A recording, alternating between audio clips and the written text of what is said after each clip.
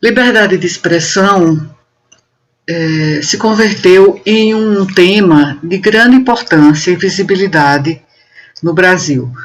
Diariamente, os jornais noticiam questões acerca do que é chamado de liberdade de expressão ou que é chamado também, por outro lado, de discurso de ódio. Em relação a vários tipos de discriminação, seja discriminação religiosa, discriminação de crenças de uma forma geral, ideológica, seja discriminação racial, seja discriminação de gênero, e os vários tipos de discriminação em relação a agendas identitárias e a diversidade humana de uma forma geral.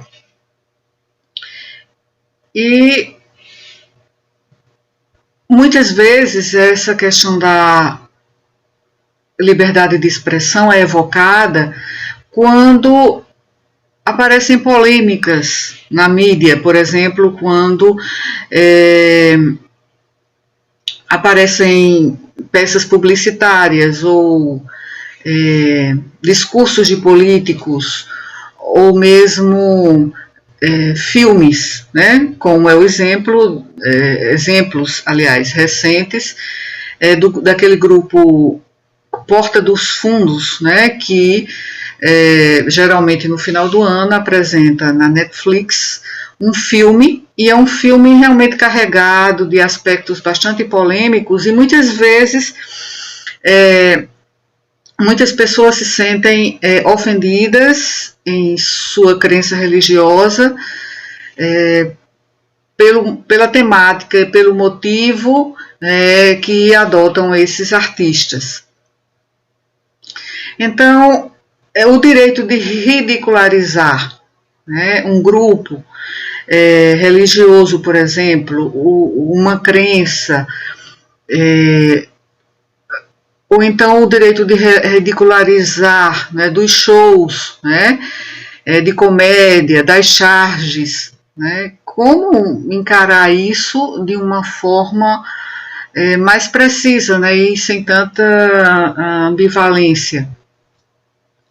Então, a liberdade de expressão é comumente considerada como promotora da democracia.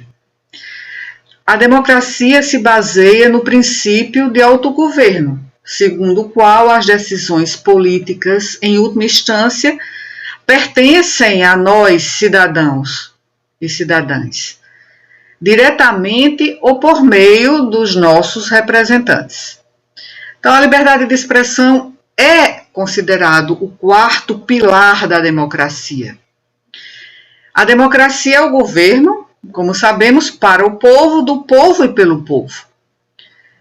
E esse direito de expressão nos dá o direito de criticar e pedir ao Estado para funcionar adequadamente e funcionar como está obrigado a funcionar. A liberdade de expressão nos dá algo mais do que apenas existência, nos dá uma razão de viver com dignidade. E isso nos torna seres sociais. Então, a liberdade de expressão é um direito humano e constitui um artigo da Declaração Nacional, da Declaração Internacional, né, Universal dos Direitos Humanos, que é o artigo 19. Então, a liberdade de expressão abrange a liberdade de manifestação, né, de simbolização, e nos dá, como indivíduos e comunidades, o direito de expressar nossas opiniões sem medo de retaliação, sem medo de censura ou sem medo de punição. Então, o direito à liberdade de expressão não valeria muito se as autoridades também tivessem o direito de prender qualquer pessoa que discordasse delas.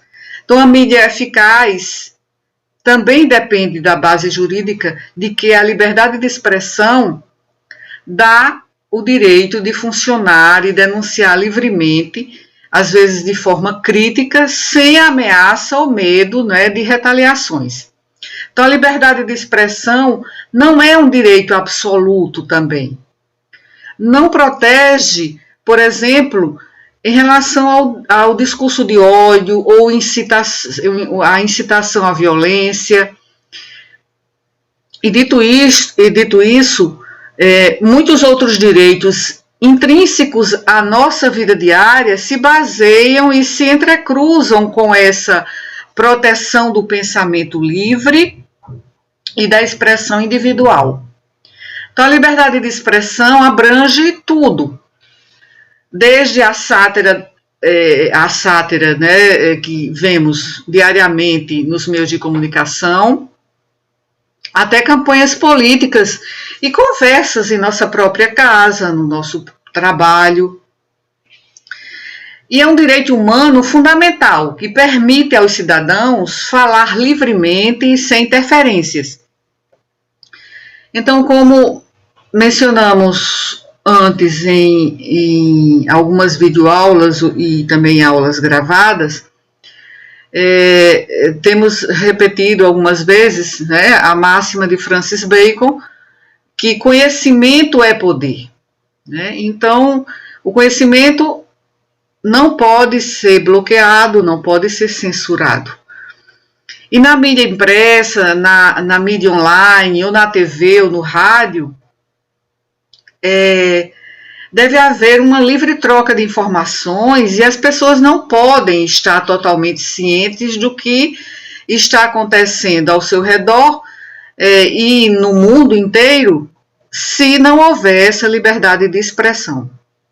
E, portanto, não podemos participar de forma significativa de nossas comunidades, de forma democrática, se não há liberdade de expressão. Repórteres, blogueiros e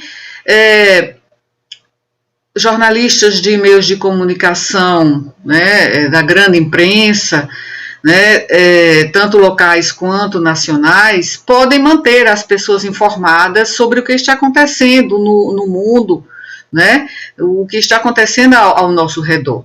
E a liberdade de expressão é o suporte legal que permite às pessoas acessar as informações sobre eventos atuais, assuntos de interesse público, sejam de grandes empresas, de mídia, jornais locais, medidas governamentais. E quando essa liberdade de expressão é respeitada e reconhecida, a mídia pode relatar livremente sobre política, economia e eventos sociais à medida que os fatos ocorrem. E pode criticar os eventos, desde que haja, né, um respeito, né, e um atendimento à verdade, né, que as notícias sejam realmente fatos e as críticas tenham uma razão de ser, tenham uma racionalidade.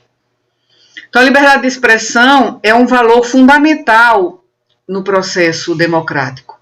Isso garante que nós possamos discutir, trocar ideias, debater com nossos pares, né, com pessoas de outros meios. Então, esse direito humano permite que indivíduos e comunidades encontrem informações que são importantes para eles e possam compartilhar essas informações com outras pessoas sem censura e sem represálias. Vamos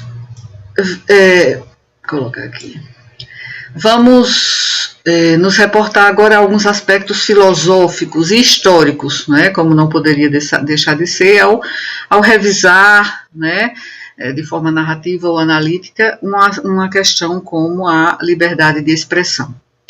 Então, Voltaire, o filósofo renascentista, disse uma vez que defenderia o direito de alguém falar sua opinião, mesmo que não concordasse com ela. E essa máxima ela é repetida, né, ad libitum por todos, né? E isso quer dizer que o direito à expressão, à livre expressão, e mais o direito de de que, ao nos expressarmos, nós possamos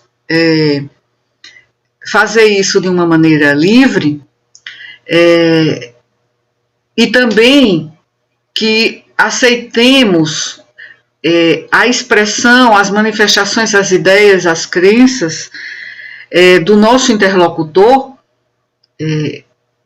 cabe bem nessa máxima de Voltaire, né? Então, se seguíssemos essa máxima, cada um de nós seguisse essa máxima, então estaríamos em um meio muito mais permeado por liberdade, né, e por democracia. De que o diálogo seja saudável, fruto de uma reflexão conjunta sobre temas comuns, debate de ideias, não há dúvida, não há controvérsia. Mas para uma boa parte da tradição filosófica, a liberdade denota a ausência de servidão e estaria ligada principalmente à vontade, ao livre-arbítrio e à capacidade de decisão de cada pessoa autônoma, de cada indivíduo exercendo seus direitos como indivíduo. Então, ela seria vivenciada no interior de cada pessoa, ou seja, liberdade é o nome que se dá ao fato de que temos autonomia para escolher nossos rumos. E a liberdade de expressão, o direito de nos expressar, de expressar opiniões sem restrições de qualquer tipo, nem do governo, nem do judiciário, nem de autoridades, né, de forma, considerando uma dimensão micro, né, ou meso, né, e também macro, né, considerando a dimensão macro. Esse é o ideal democrático que remonta à Grécia Antiga. E aqui está, né, uma memória, né, de Sócrates, para que a gente remonte, para que resgate, né, esses aspectos históricos. Então, os antigos gregos foram os pioneiros da liberdade de expressão como um princípio democrático. As cidades-estados gregas eram, de modo geral, de tendência democrática. Atenas era a cidadela da democracia. É isso que nós sabemos, né, desde que começamos a conhecer, que começamos a estudar, né, desde muito cedo. E foram os gregos que inventaram a palavra, que até hoje é empregada por toda parte para designar o conceito, né, de democracia, o governo do demos, do povo.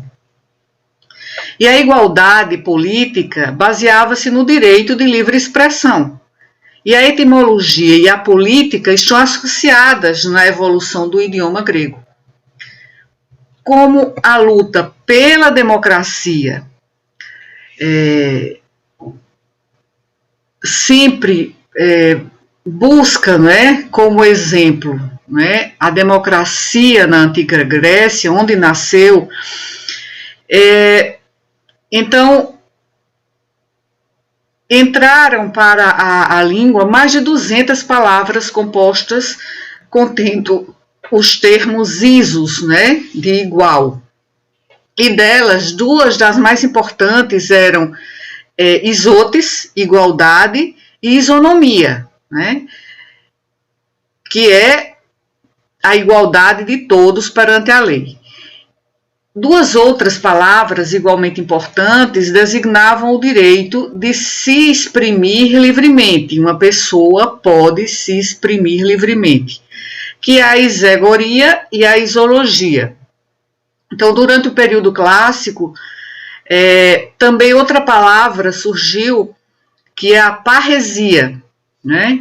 Então, escrita aqui dessa forma, parresia. E que se tornou uma parte fundamental da democracia de Atenas. Líderes, filósofos, dramaturgos, né, e até atenienses comuns eram livres para discutir abertamente política e religião e criticar o governo em alguns ambientes. Então, o Sócrates aparece, né, em conformidade com a Apologia escrita por Platão, como um cidadão filósofo que desafia o Estado ateniense e incomoda seus concidadãos na medida em que exerce a cidadania como uma forma de filosofar e praticar a filosofia como um direito e um dever de cidadania.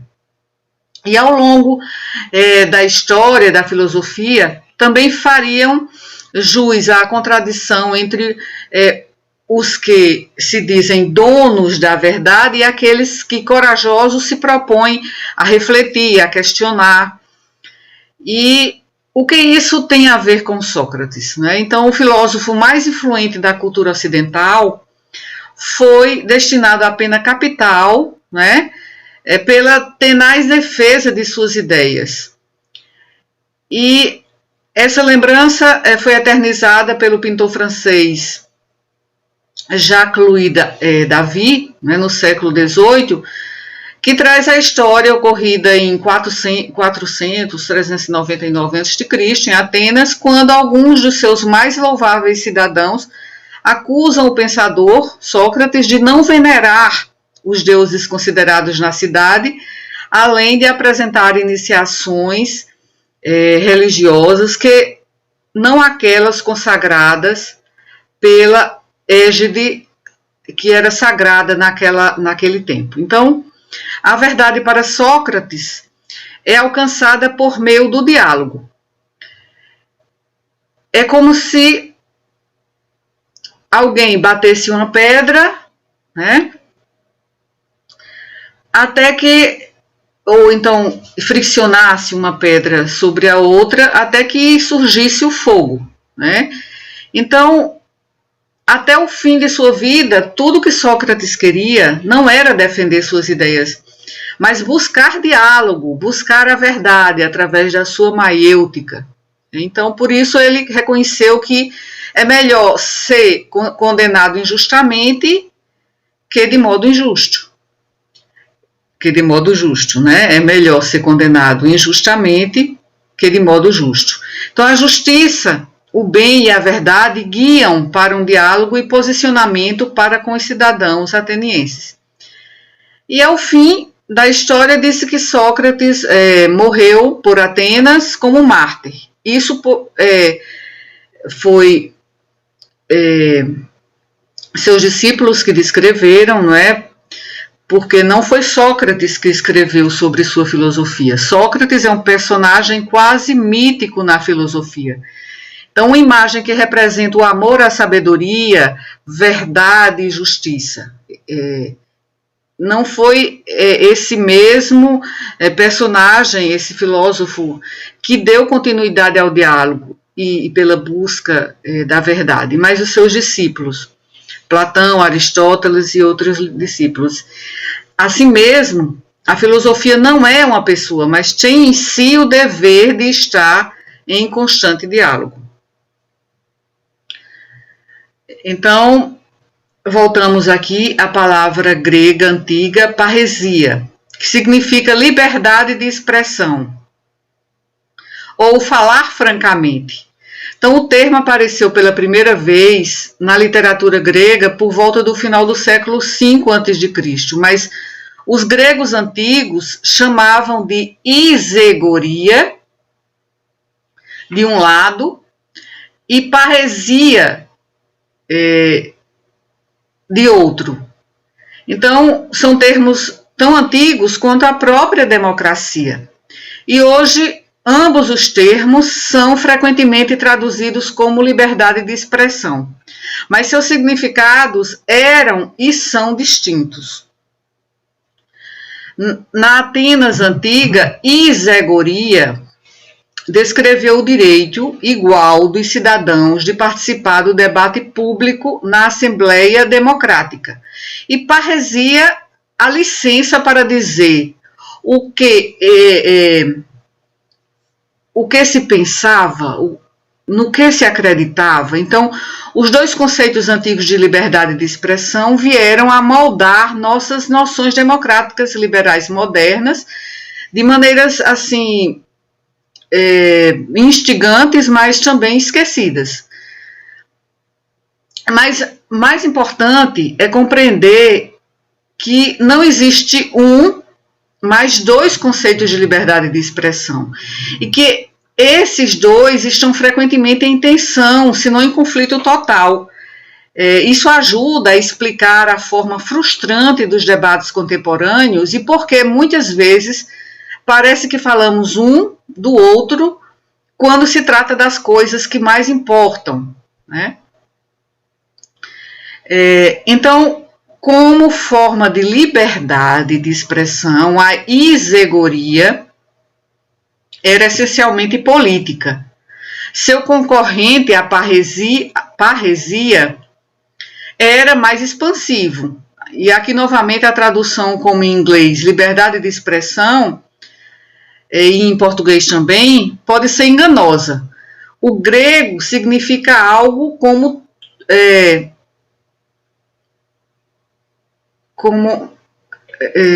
a gente resgatar a etimologia, né? Então, é nesse sentido que parresia implicava abertura, honestidade e coragem para dizer a verdade, mesmo quando significava ofender, mesmo quando o indivíduo expressava o que pensava, mesmo que isso ofendesse. Então, o praticante de parresia era literalmente uma pessoa que dizia tudo. Eu acho que hoje em dia, com o neologismo sincericídio, isso poderia ser colocado também nessa faixa, né, de entendimento. Então, se isegoria era fundamentalmente sobre igualdade, então parresia era sobre liberdade no sentido de poder, quer dizer, não era um direito, mas um privilégio, né, desfrutado muitas vezes só pelos poderosos. E na democracia ateniense, isso geralmente significava a maioria dos concidadãos, que costumavam gritar ou mesmo arrastar alto-falantes de que não gostavam, incluindo o irmão de Platão, né, Glauco. E dizer o que pensavam. Então, essa versão antiga de oradores que não tinha plataforma, né, dos que praticavam a parresia, e que ofendiam as sensibilidades, né, muitas vezes as sensibilidades populares também, poderiam ter consequências mortais, como atesta o julgamento e a morte de Sócrates, né, amigo e professor de Platão.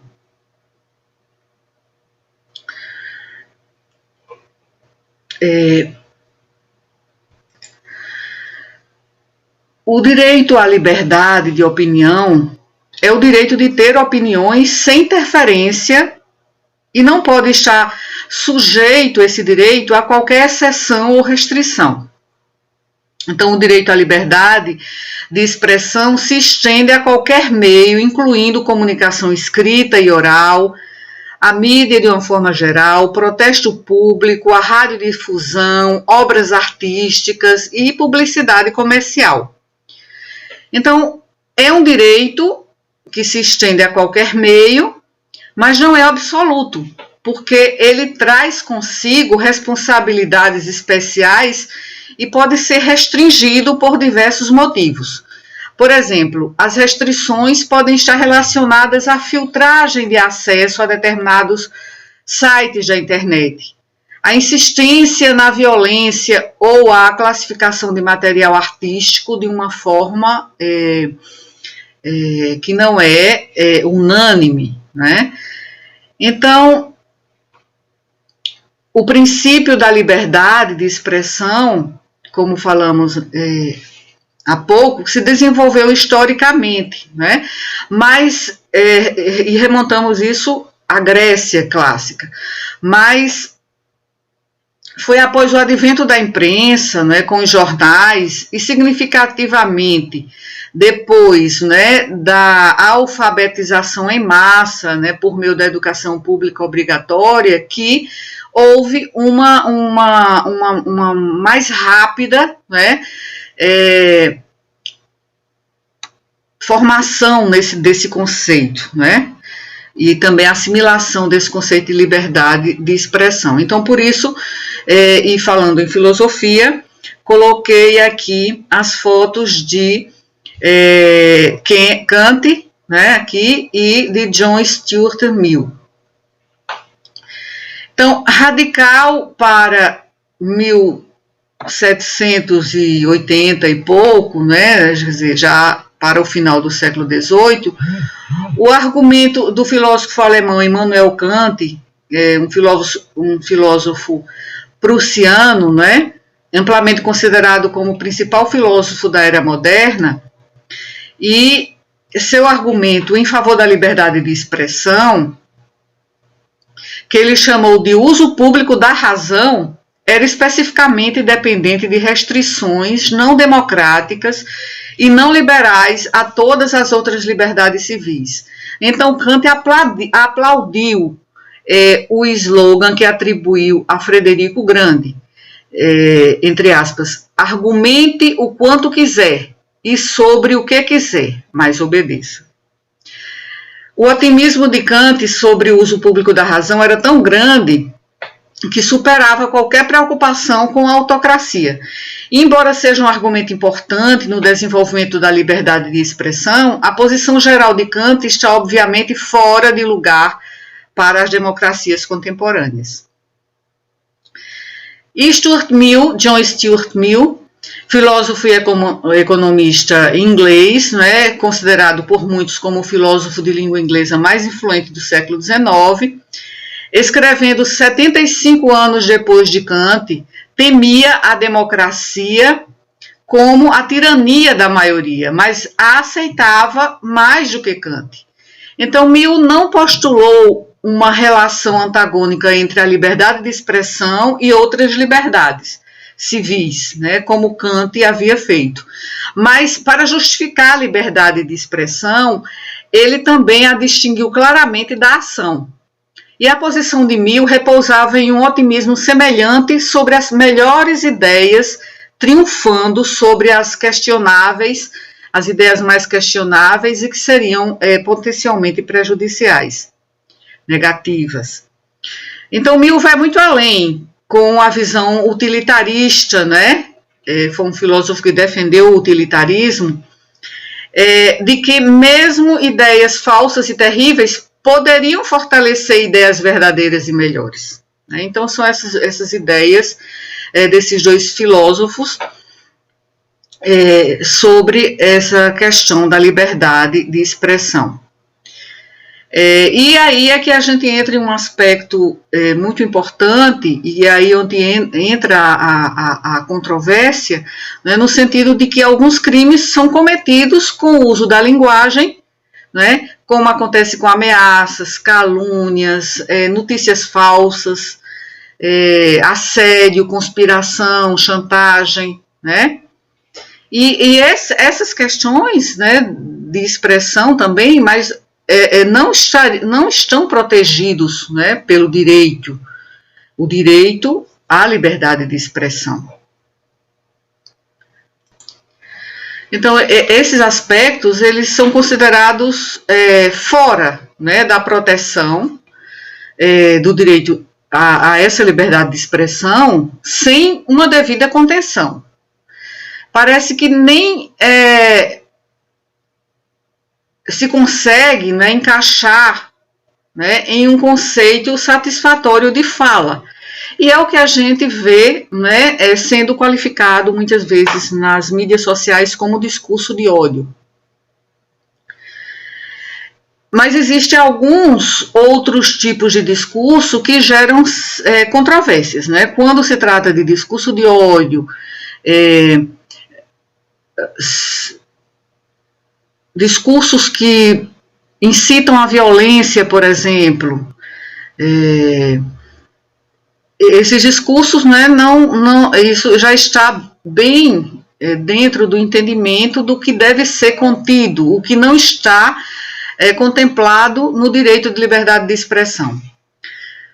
Mas, nesse bojo, né, nesse sentido, o governo ele tem uma certa permissão, para proibir o chamado discurso de ódio, por exemplo, quando muitas vezes alguns militantes, alguns cidadãos queimam bandeiras, por exemplo. Quando queimam a bandeira do Brasil, né, em praça pública, nas rodovias, ao se queimarem pneus, também se queima a bandeira. Já aconteceu muitas vezes, e a mídia reporta, que se queimam bandeiras, né, a bandeira do Brasil, por exemplo. Então,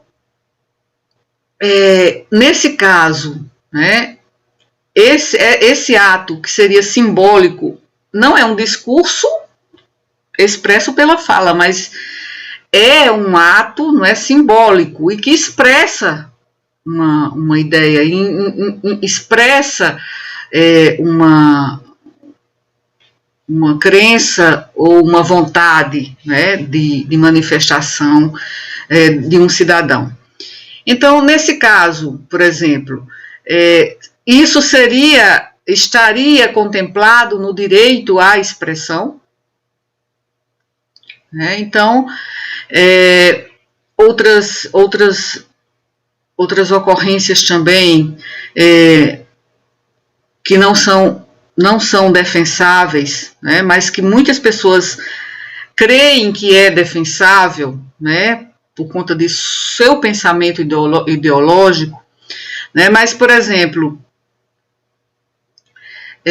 declarações contra, né, o casamento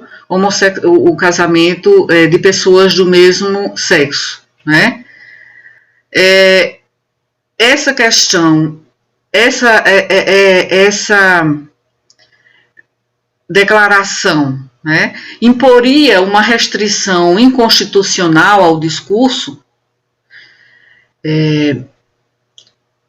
Atualmente sim, né? Desde muito recentemente sim, porque o Supremo Tribunal Federal considerou a homofobia como um crime por analogia ao racismo, né? Então, no momento, até que o legislativo, né, uma vez superados todos esses impasses que vive, o legislativo possa finalmente se debruçar, né, e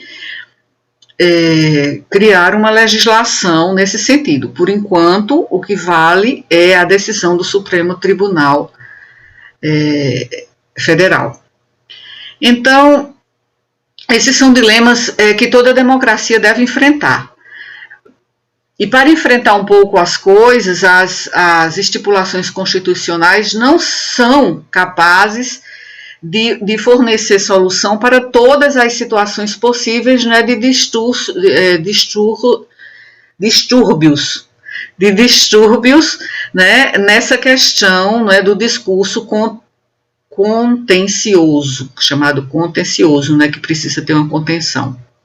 E geralmente a cláusula constitucional da liberdade de expressão é escrita em termos assim um pouco abertos, né? Então a linguagem constitucional geralmente não se refere a categorias desprotegidas de maneira exaustiva ou com especificidade suficiente. Então o exemplo que acabei de mencionar é uma característica protegida. E nos Estados Unidos, por exemplo, a Constituição americana determina que o Congresso não pode fazer nenhuma lei que restrinja a liberdade de expressão de imprensa, né? Só diz isso, nada mais. Então, por essa razão, nos sistemas jurídicos liberais, os juízes têm sido chamados para preencher esse vazio normativo e determinar os limites da liberdade de expressão no contexto de casos que são controversos, essas questões controversas. E é uma tarefa que requer sabedoria, né, porque está em jogo no processo a questão de uma tomada de decisão e que gera também jurisprudência. Então, muitos casos que são assim controversos são judicializados, né? Então, essa questão é muito bem abordada, né, por um artigo que eu acredito que coloquei aqui nos diapositivos do PowerPoint, mas não aparece nesse slide, que é do João dos Passos Martins Neto, né, que foi publicado na Revista de Investigações Constitucionais, né, em 2019, no ano há quase 2 anos, né, a questão da neutralidade constitucional. Né, e ele escreve esse ensaio, né, sobre o significado essencial da liberdade de expressão.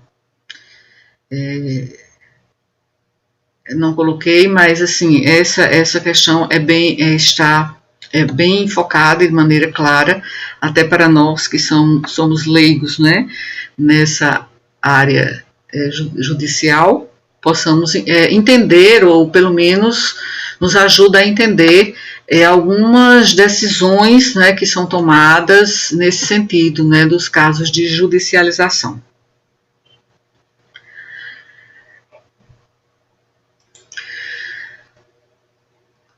Embora a liberdade de expressão diga respeito principalmente à palavra falada ou escrita, como falamos há pouco da queima de bandeiras, por exemplo, né? Não é um discurso, nem escrito nem falado, mas é um discurso do ponto de vista simbólico, né? Então, o direito em relação à liberdade de expressão também abarca algumas formas de discurso simbólico. Então, o discurso simbólico é uma ação que expressa uma ideia. A queima da bandeira é um exemplo de discurso simbólico, né? E nos Estados Unidos, essa questão ela é protegida pela Constituição, né? Pela primeira emenda, que é da liberdade de expressão, fala sobre a liberdade de expressão. Então, aconteceu ainda, eu lembro na época em que eu era estudante ainda, faz bastante tempo, um jovem queimou a bandeira, né, durante uma convenção nacional nos Estados Unidos, no Texas, para protestar, né, contra o governo. E essa questão na época foi bastante polemizada, né? Ele teria direito à liberdade de expressão dessa forma? Então, como a liberdade de expressão foi interpretada nesse caso, né? A Suprema Corte lá dos Estados Unidos acabou entendendo, né, depois de algum tempo, que foi esse jovem manifestante foi julgado e foi condenado no seu estado, no Texas, por queimar a bandeira. Então, mais ou menos depois de uns 5 a 6 anos, a Suprema Corte americana reverteu a condenação, né, desse tribunal e deixe-me ver aqui o nome do jovem. Assim, Gregory Lee Johnson. Gregory Lee Johnson. Bom, então, essa condenação de Johnson violou a lei porque se considerou na época, 6 anos antes, no Texas, né, que esse jovem violou a lei profanando a bandeira. Então, posteriormente, isso foi revertido, né, no âmbito federal. Então, as formas de discursos que não são protegidas, quais seriam? Quer dizer, há exceções para a liberdade há limites, né, para a liberdade de expressão. Então, por exemplo, formas de discurso que não são protegidas, né? Então, material considerado pornografia infantil, por exemplo, difamação e calúnia, né? Incitação à violência ou incitação ao suicídio, né? Então, discursos que incitem ações ilegais ou solicitem que outras pessoas cometam crimes também não são protegidas pelo direito da liberdade de expressão. Então, a questão aqui é definir o que é e o que não é, digamos, na questão considerada como pornografia, o que é ou não é considerado obsceno. Na área, né, do direito do menor, claro que toda pornografia é considerada obscena, né, e, portanto, aí está fora da proteção à liberdade de expressão. Mas, assim, no século XIX, em relação à questão aos adultos, não às crianças, mas aos adultos, no século XIX, os tribunais dos Estados Unidos sustentavam que a blasfêmia era um discurso obsceno, né? E, portanto, não era protegido pela primeira emenda lá dos Estados Unidos, da Constituição Americana.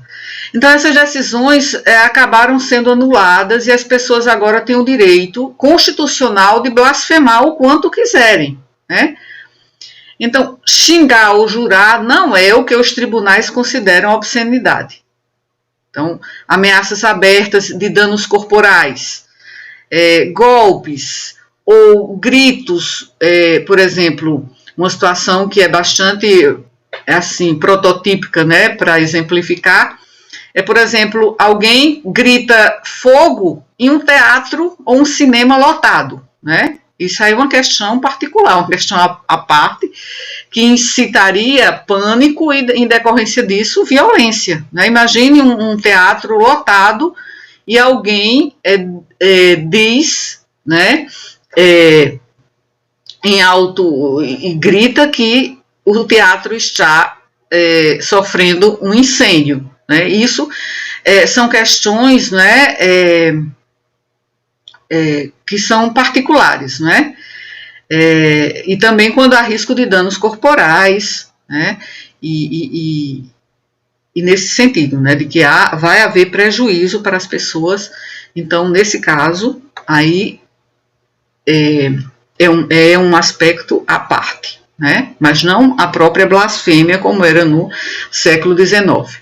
Então, a defesa clássica da liberdade de expressão do filósofo John Stuart Mill, que já mencionamos há pouco, a ação, nesse caso, quando ele comentava que depende, né, da ligação que tem esse discurso com a ação, não pode ser tão livre quanto a palavra.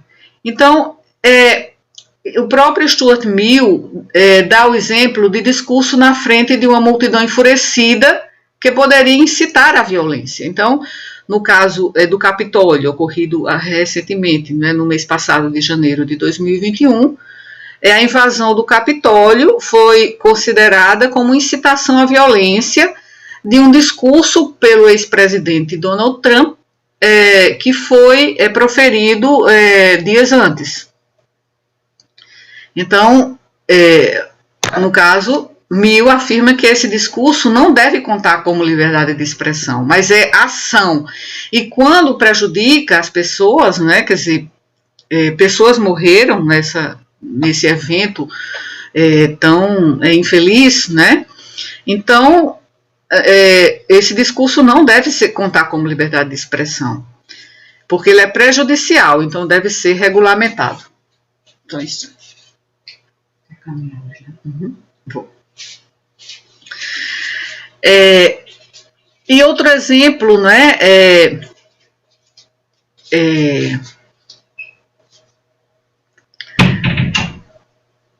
que também esse exemplo é um exemplo que é sempre mencionado quando se fala nessa questão da liberdade de expressão, é o exemplo, por exemplo, de Martha Stewart, né? Martha Stewart foi para a prisão porque mentiu sobre sua negociação de ações durante uma investigação federal. Então, nesse caso, né, mentir para investigadores, mentir para a justiça, né, ou a publicidade enganosa, né, pode levar a um processo. Embora a publicidade enganosa seja um problema generalizado em nossa sociedade, o autor do crime precisa ser identificado e, ao ser identificado, pode ser processado como crime, né? Então, também por outro lado, e essa é uma questão que a gente vê, né, diuturnamente, os políticos, né, e outras figuras públicas, eles têm uma margem de manobra considerável para distorcer a verdade, como todos nós vemos o tempo todo. E essa distorção é de acordo com os seus próprios interesses. Então, a maioria de nós reconhece a retórica política pelo que ela é. Ou seja, um leque, né, um rol de mentiras projetado para promover a agenda, né, e o interesse particular de um político. Então, a gente considera, não é, que isso não é justo, e não gostamos disso, mas esse é um discurso protegido pela lei, né? Então, depois, os eleitores que votaram nesse político que mentiu, eles devem cobrar desse político.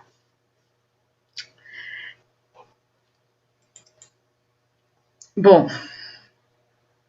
a liberdade de expressão, aqui vamos para o outro lado. A liberdade de expressão é provavelmente a estrela, né? A estrela mais brilhante nessa constelação de direitos constitucionais, já que a gente falou em Constituição. Então, a liberdade em geral deve ser pensada como um direito amplo, né? Então, não existe meia liberdade. Existe? Ou você é livre ou não é. Então, eventuais excessos já encontram no ordenamento jurídico respaldo para serem punidos, porque são essas situações que não são situações protegidas, né? Esses exemplos que acabamos de mencionar. Então, aqui está nosso capítulo da Constituição Federal, né, que contém esse aspecto importante, né? Mas ainda lembrando essa questão das características que não são protegidas, dos discursos que não são protegidos,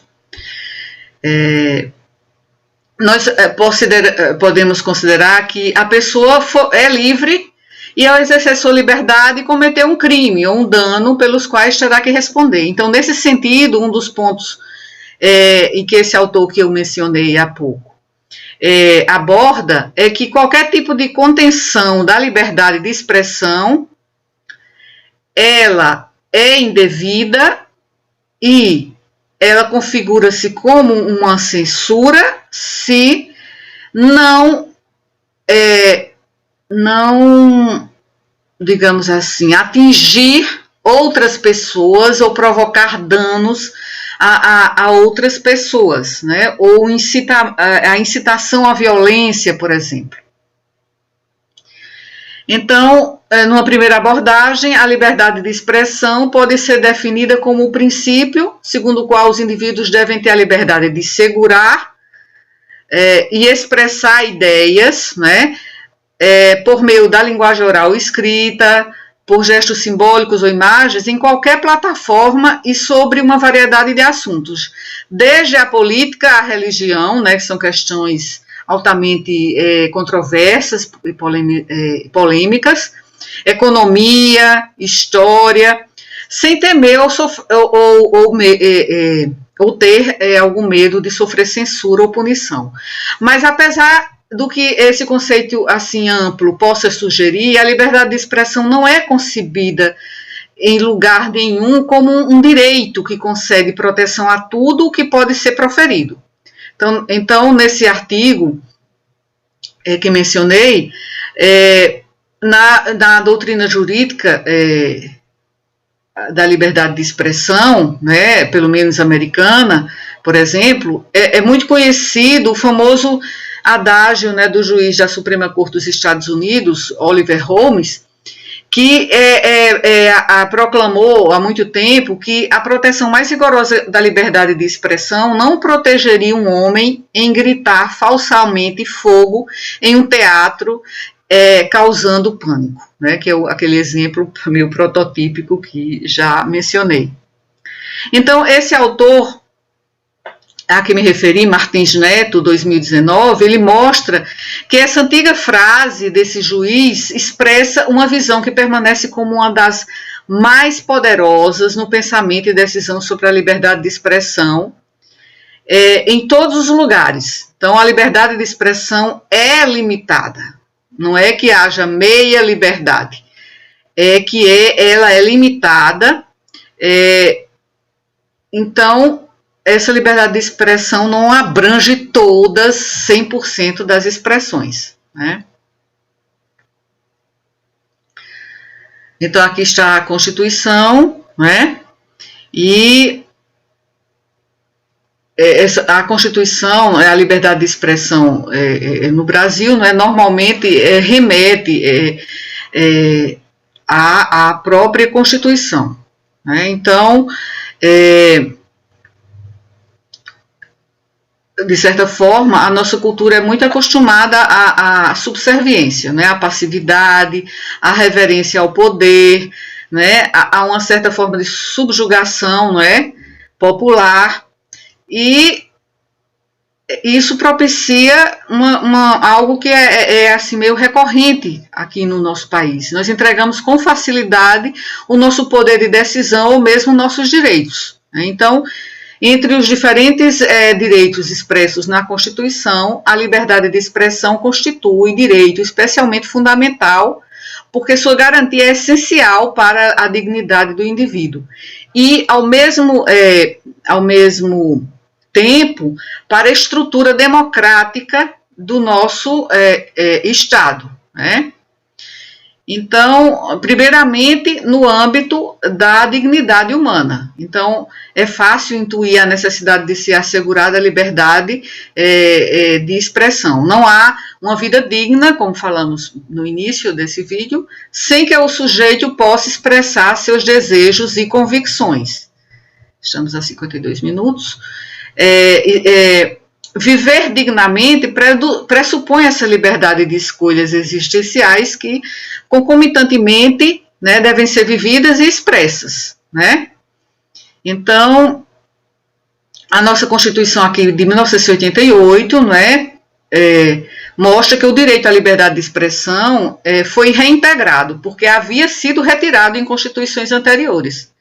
Né? Em 1988, após o fim da ditadura militar, o regime militar em que a censura quando a censura foi banida, pode ser lido, não é, que é vedada toda e qualquer forma de censura política, ideológica ou artística, né? Então, aí está liberdade de pensamento e de expressão, né? Liberdade de pensamento e de expressão, certo? Sempre bom lembrar, falando nisso, e já que falamos em ditadura militar, né, de igual forma, na ditadura do Estado Novo de Getúlio Vargas, também havia censura sobre a propaganda, a censura sobre a imprensa no Brasil, né? Em 1939 foi criado o Departamento de Imprensa e Propaganda, né, o DIP, responsável por inspecionar todos os meios de comunicação. Então, na ditadura de Vargas e depois na ditadura militar, né, foi retirada da Constituição, né, esse aspecto, né, da liberdade de expressão e voltou na Constituição Cidadã de 1988, né, que vivenciamos, que é vigente ainda hoje. Bom, a Organização dos Tratados Americanos, né, a OEA, né, também tem no seu artigo 13, né, a Convenção Americana sobre os Direitos Humanos, que toda pessoa tem direito à liberdade de pensamento e de expressão, e esse direito compreende a liberdade de buscar, receber e difundir informações e ideias de toda natureza, sem consideração de fronteiras, verbalmente ou por escrito, ou em forma impressa ou artística, ou por qualquer outro processo de sua escolha. Então, a liberdade de expressão não é uma concessão dos Estados, e sim um direito fundamental da Declaração dos Princípios sobre a Liberdade de Expressão. Bem, aqui é um pensamento de Walter Williams, né, que foi um famoso economista e professor universitário americano, que faleceu no mês passado, e não é mérito nenhum, segundo ele, né, chamar de liberdade de expressão a vocalização apenas daquelas ideias que nos agradam e entusiasmam, né? Então, infelizmente, o que temos hoje é apenas uma defesa simétrica da liberdade de expressão. Só é lícito aquilo que me agrada, né? Então, aquilo que me ofende deve ser proibido. Então, ou a liberdade de expressão é absoluta, ou ela não existe, segundo Walter Williams, né? E aqui tem esse pensamento de Walter Williams: o verdadeiro compromisso com a liberdade de expressão não está em permitir que as pessoas sejam livres para expressar apenas aquelas ideias com as quais concordamos, mas sim tolerar aquelas ideias ou expressões alheias que nos ofendem.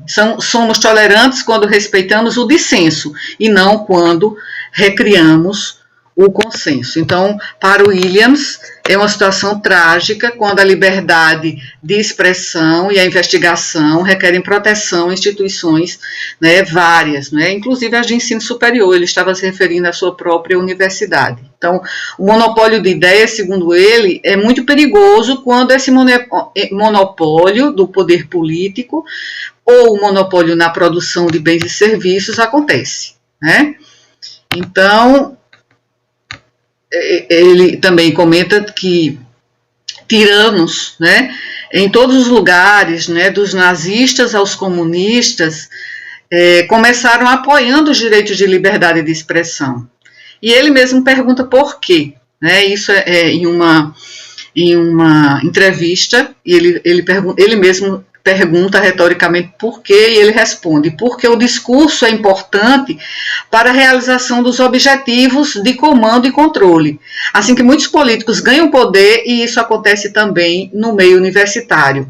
A liberdade de expressão torna-se um risco, e isso desafia suas ideias e agenda política, então deveria ser suprimido, né? Então aqui a ideia, né, de Walter Williams. E por fim, não é a Unesco, a Organização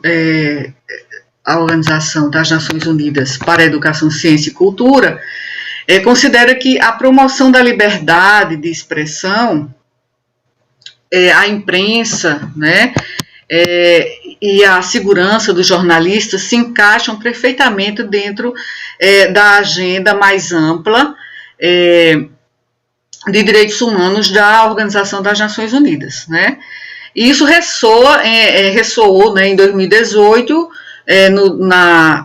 no aniversário, né, de 70 anos da Declaração Universal dos Direitos Humanos, que liberdade de expressão e desenvolvimento de mídia estão inextricavelmente ligados aos direitos humanos, à agenda maior dos direitos humanos. E não são apenas tendências delineadas em um relatório, né? Então, importante aqui terminar com esta conclamação, né, da Unesco. Então, terminamos, né,